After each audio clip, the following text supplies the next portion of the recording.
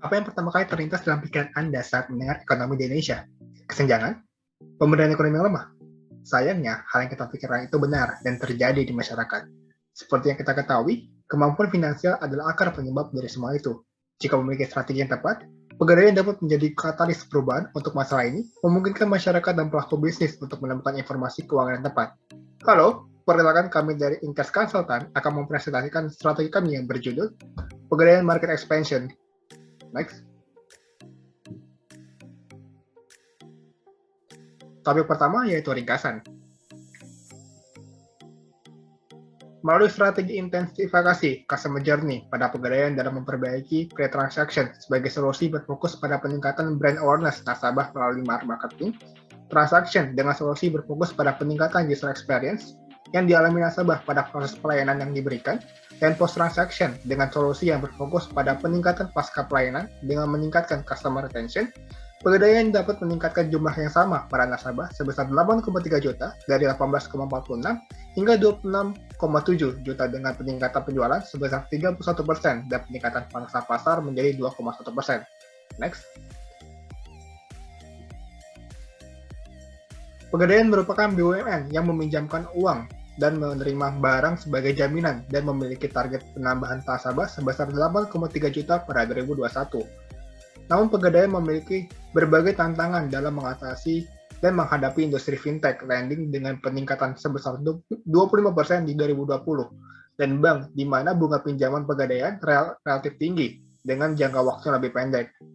Lalu timbul pertanyaan tentang bagaimana meningkatkan engagement nasabah dengan aplikasi yang tersedia, bagaimana cara mendapatkan target nasabah baru, dan teknologi apa yang perlu dikembangkan oleh perusahaan untuk mendukung proses penjualan dan peningkatan jumlah nasabah.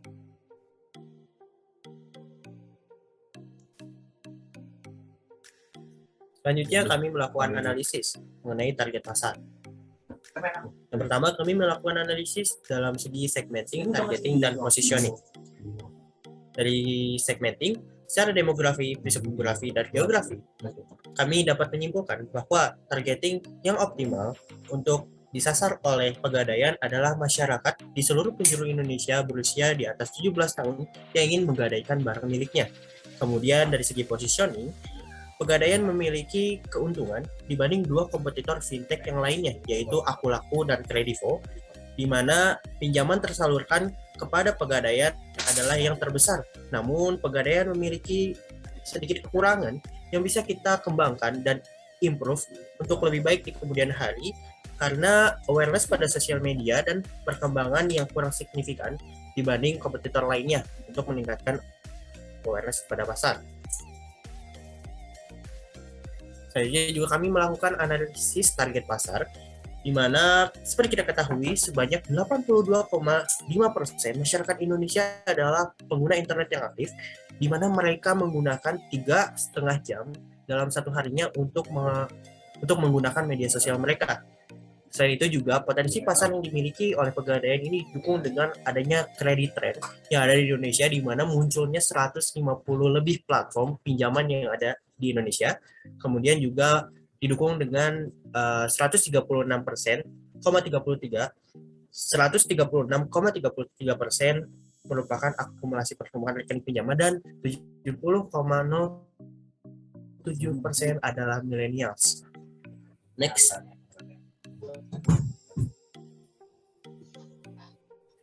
Dari situ kami juga memiliki strategi di mana ada value, strategi, dan taktik. Secara produk, pelayanan Pegadaian menyasar individu maupun UMKM, kemudian juga jasa layanan kredit berdasarkan penukaran barang atau dokumen bisnis. Secara promotion, proses yang cukup cepat, 15 menit untuk individu dan 3 hari untuk UMKM, dan layanan yang cukup unik dan membantu masyarakat. Dari segi harga atau price, analisa pinjaman dana berdasarkan barang atau dokumen bisnis, dan place, di mana Pegadaian memiliki cabang yang tersebar di seluruh wilayah Indonesia, pemasaran melalui sosial media, dan layanan melalui aplikasi dan website. Next. Selanjutnya kita masuk ke strategi. Ya. Dalam strateginya kita membagi dari pre-transaction, transaction, dan post-transaction. di mana kita mempunyai implementasi kepada customer journey kita. Yang pertama kita pakai 5A marketing, 2 pengoptimalan user experience, dan 3 membangun customer retention.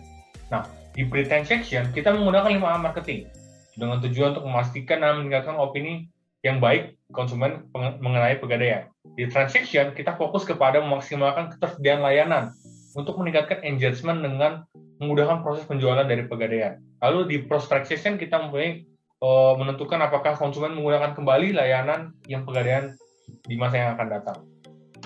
Nah, di pre-transaction kita mempunyai permasalahan, yaitu 1, brand awareness yang masih kurang, 2, kurang interaksi yang lebih hidup, minimnya kepercayaan konsumen, dan terakhir promosi dengan partner yang kurang strategis. Kita menjawab permasalahan ini dengan strategi kita 5 marketing. Yang pertama aware, promosi menggunakan baliho, 2 appeal, partnership dengan influencer, 3X, Pegadaian Assistant, yaitu banyak kita jelaskan ada AI chatbot digunakan dalam aplikasi Pegadaian untuk membantu pengguna baru yang ingin mengetahui lebih jauh mengenai fitur dan jenis transaksi yang ada di Pegadaian. Dan keempat adalah X, di mana bonus saldo bagi pengguna yang baru. Nah, kita memberikan bonus saldo bagi pengguna yang sebesar 10.000. Gitu. Bonus saldo awal ini dapat lebih memicu pengguna baru untuk melakukan transaksi pertamanya. Dan terakhir adalah advocate program affiliate, di mana nasabah Pegadaian bisa mendapat uang program affiliate dengan cara mendaftar melalui Pegadaian Digital. Setelah itu nasabah akan mendapatkan link afiliasi yang harus dibagikan ke berbagai jaringan internet, media sosial, dan forum-forum online. Dari situ kita akan mendapatkan meningkatkan brand awareness kita, interaksi yang lebih cepat dengan pelanggan, mendapatkan lebih banyak nasabah, dan terakhir promosi dengan prinsip yang lebih strategis. Lalu di pre-transaction, kita memasuki target pasar baru, yaitu mahasiswa. Nah, minimnya nasabah yang berusia kurang dari 25 tahun. Hanya sekitar 5% yang berusia kurang dari 25 tahun. Nah, di potensi target pasar baru ini, kita membangun awareness yang dimana jumlah mahasiswa Indonesia 7,3 juta, dan interest di mana mahasiswa yang punya masalah finansial ada 1,8 juta.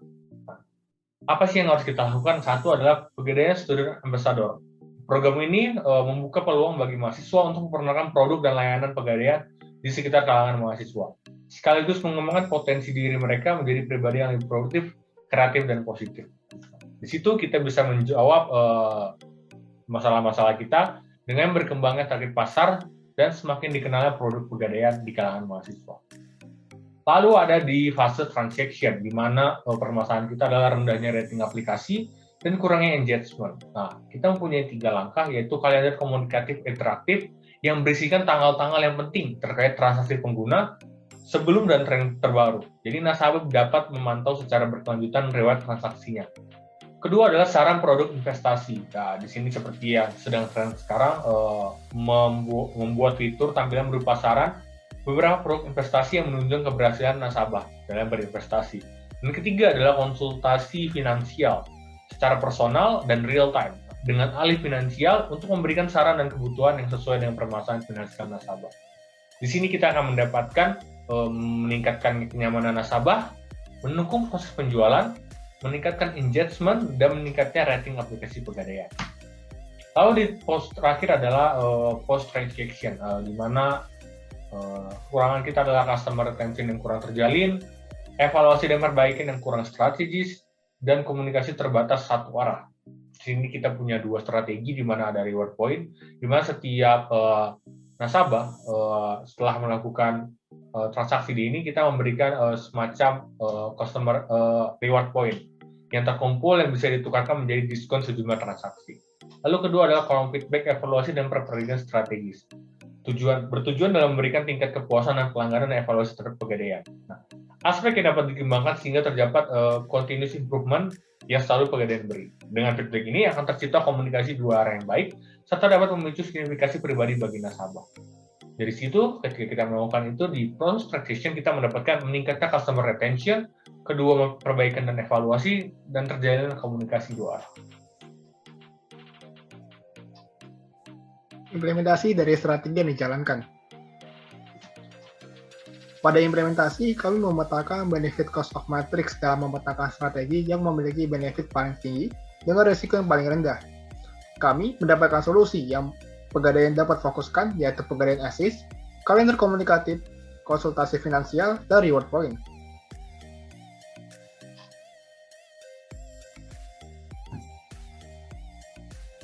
Selanjutnya adalah dampak solusi jika kita mengimplementasikan strategi yang telah kita sarankan.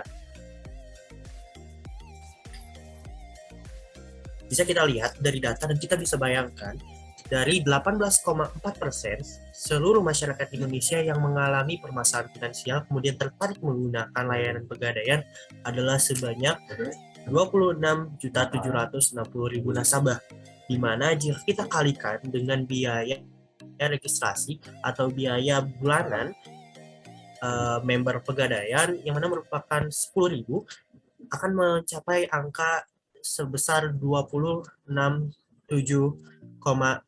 miliar per tahunnya.